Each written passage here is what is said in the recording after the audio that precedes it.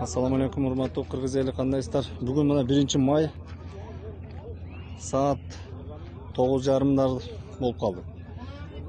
Согуштун башталганына бүгүн 3-күн, бирок Кыргызстан тараптан эч кандай бир кадам жасалган жок. Биз азыр Достук айылынын үстүндө турабыз. Достук айылынын үстүндөгү канал, эгер түшүнгөндөр болсо, мына жерде асфальт жолу, ошол жерде кыргыздар турат. Айылды аралап киргенге эч кимдин духу жетпей жатат.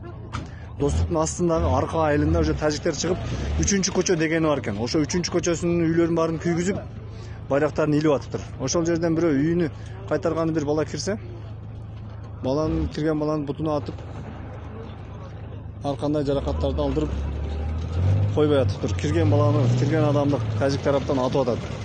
Тажик тараптын военный кийинген балдары атып жатат экен. Демек, бул тажиктердин военныйлеринин ат дегенге укугу бар экен.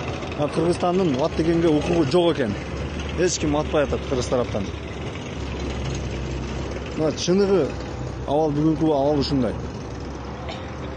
Эч кандай бул жак тынч, нары бери деген сөзгө ишеништин кереги жок. Мына чыныгы элдер өзүнө өзү коргойлу деп ушул жерде жүрөт азыр. Булар баары биз коргойлу десе, буларда же бир курал жарагы жок. Же башка нерсеси жок. Военныйлерде куралы бар, мына жерде мында болуп турат, тизилип эле.